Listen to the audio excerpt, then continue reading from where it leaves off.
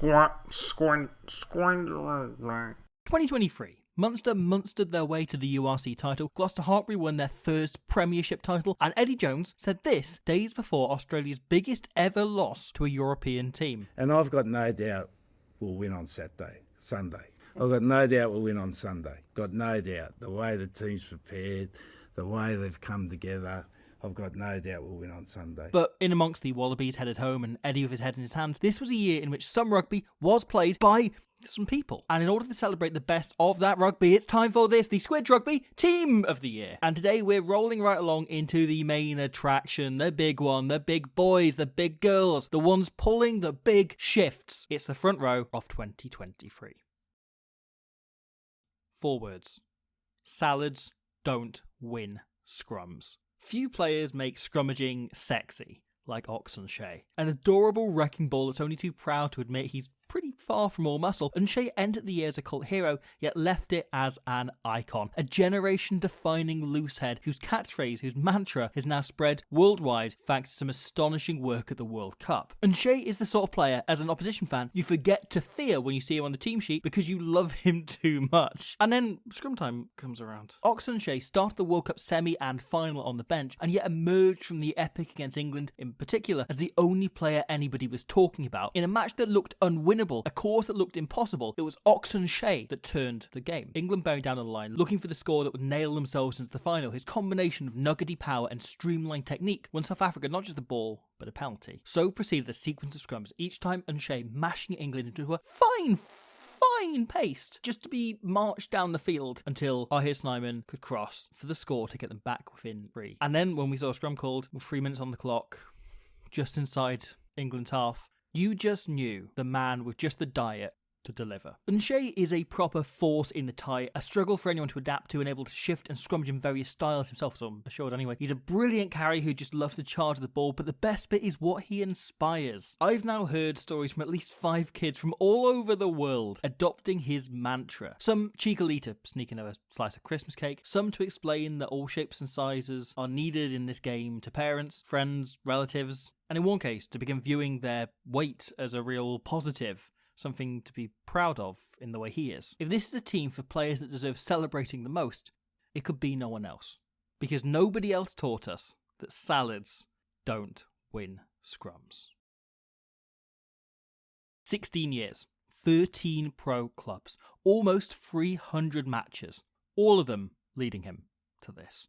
The career of Mike Tadger has been that of a beautiful journeyman, bouncing in and out of clubs, changing team and dotting up and down between France's top 2 divisions on a near annual basis. In 2012, Tadger achieved his childhood dream as he won his first cap for the Portugal national team, pulling on the shirt he dreamt of wearing his entire life. However, after a couple of years in that shirt, internal drama within the Portuguese Rugby Union and the added difficulty of securing Pro Data contracts when you're off playing internationals half the season led to years of caps lost down the drain, of international wilderness. Between 2015 and 2019, Tadger played 98 of a possible 101 games for 3 separate clubs in the Pro Data, happily settled into a solid if unstable pro career. And yet the itch remained. Under the new leadership of Patrice Lagisquet, the Portuguese Rugby Union reached out to a number of players who had previously walked away, and Tadger was granted a second chance. He played a key role in their qualification for the World Cup, a hat-trick against Kenya, helping Oz Lobos to a points tally where a draw in the final game against the USA would be enough for them to make the cut. But that just marked the start of Mike Tadger's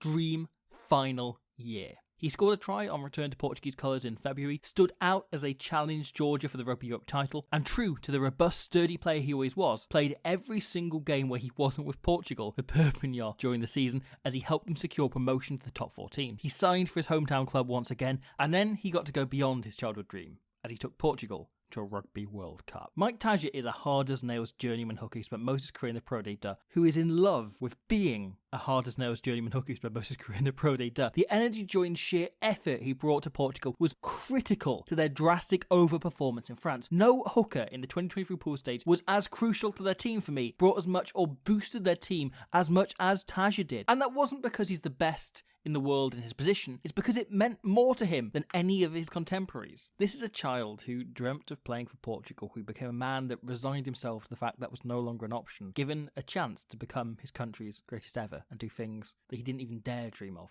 way back when, and give his country their greatest ever moment. Marta and Storty's combination to score the points was the moment, but Taj's performance was the talking point. His kick, the most glorious moment. His man of the match display on his final game for Portugal, something for the ages. A test career rescued from the drain, a team lifted by his presence, leadership and exuberance, and now a legacy left. The shirt he dreamt of wearing, now in a better place than it has ever been before.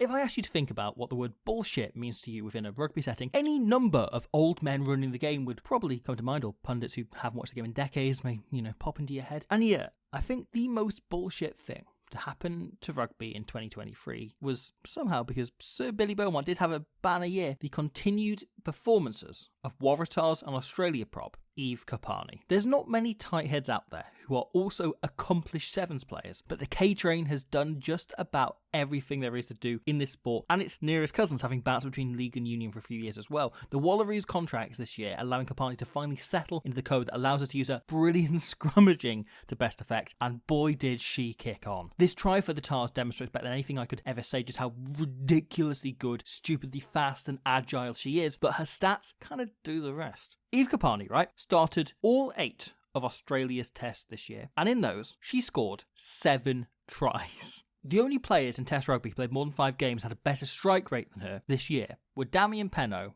and Will Jordan, wingers playing in teams regularly winning games by big margins. Kapani achieved this playing in a team who lost 4 out of 8 games by more than 30 points, and yet the games they did win, a slaughtering of a really strong USA side, a good win over Fiji, which was far from a given for Australia this year, and a statement win over fast improving Wales and their enormous upset of France. Women's rugby's biggest turn-up of the year, the biggest upset we saw, were almost entirely decided by Kapani's impacts. Against Wales, she faced Cecilia Tuipulotu, one of the best players in the Six Nations and hailed left and right as a player who could dominate Test rugby for a decade to come, and Kapani just handed her a hell of a lesson, as well as arguably her ass, as they say, smashing her in the scrum and providing this bullshit winning try to seal the game and deny Wales the win they spent all year targeting. And against France, she went truly beast mode, a hat trick and an incredible player of the match performance as she dominated the scrum and marched through tackles in the carry all the time. This year, Eve Kapani redefined bullshit to the rugby world. A player who, done with controlling other codes, decided to just own every possible part of the props game in union instead. And now, time for prop. Let's give some props to these other props. Andrew Porter was penciled into the 1 jersey for me before the World Cup after some exceptional work for Leinster Ireland, but, maybe the World Cup time, Oxenshade does take it. Stephen Kitchoff was obviously also brilliant for the box, as was Franz Herbert on the other side of the scrum where he lives, rocks upon which the World Cup was won. Cyril Baye had injury struggles, yet was so good for France when he did get to play. Thomas Gaggio was a brilliant dynamic bundle of fun that nailed down the starting spot for Argentina this year, and with good reason. Ethan de Groot was critical for the All Blacks. Aroni Marwi gave Fiji brilliant foundations. Hannah Bottom was a proper contender, hitting career best form for the Red Roses this year. She was so good. Pierre Schumann was great for Scotland and Edinburgh alike. Hope Rogers, always exceptional for the USA team, who didn't have the strongest year, but good. Uruguay's Matteo Sanguinetti deserves a huge mention. He was superb at the World Cup, managing to stay strong and out scrummage various world-class opponents. Daniele Fischetti for Italy is one of the most underrated players on the planet and shows it every single game he plays. Our old Gwenfeyan Pierce also occupied for Wales, a brilliant try scorer, jackler and scrummager alike. A mention also has to go to Angus Bell, one of the few Wallabies to leave the World Cup with reputation enhanced. Kid is brilliant. And also stupidly young.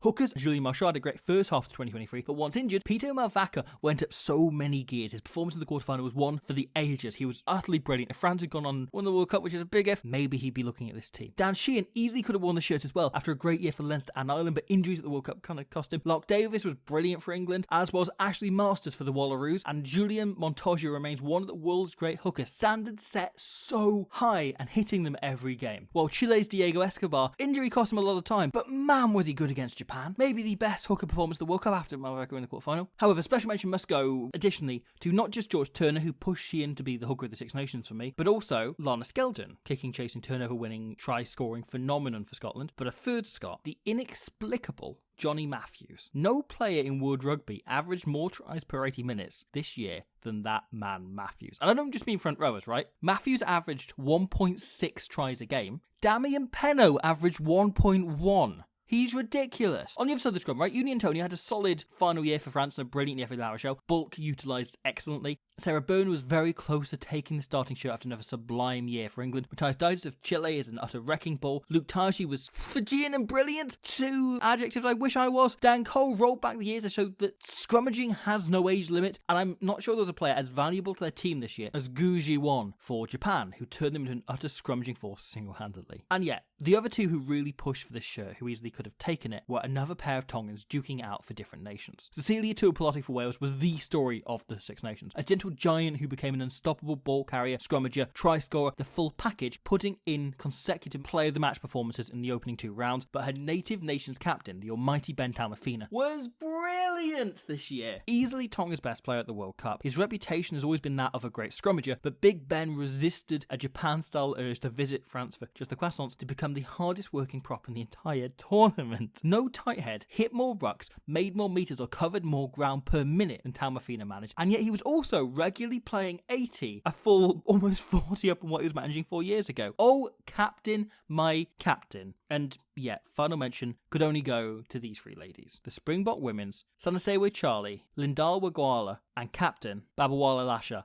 who became one of the most feared scrummaging units in all of rugby this year, proving Springbok rugby is in the blood, not the chromosomes. Hey, you watched that, and I want to thank you for doing so. Thank you for watching that. That is part 4 of an ongoing series on the team of 2023, the best players from 2023, the players that want to be celebrated the most from 2023. And I think that kind of sums that list up an awful lot, this particular video on the front row. I've got the second row coming tomorrow and the back row coming afterwards. I say tomorrow. When we started doing these, when we started this in 2018, those videos were 3 or 4 minutes long, and the little bits we could just put out. Each one's become so much more detailed and in-depth over the last few years, and so they've kind of blown up. And during the moments of the year, which took a long time, that was a big effort and had a knock-on effect into us kind of not having these done in time, and it's all been a bit much to try and get them out consecutive days as we would have hoped. Apologies for that. Normally we try and put them out with the first week of the year, starting on New Year's Day or New Year's Eve, and then roll on from there. That hasn't been possible this year. Sorry about that. They're all going to come over the course of this first week or so of the year, and then we get into other stuff. Then we get into all sorts of other exciting stuff as January kicks off. So thank you for watching that. I hope you enjoyed it, and I'll see you possibly tomorrow, possibly the day after, some point soon in the near future for the second rows and the coach of 2023. What areas have you been working on your game, because it was outstanding? Yeah, definitely fitness. But yeah, like I wouldn't be here. My team got me here. But yeah, fucking team effort.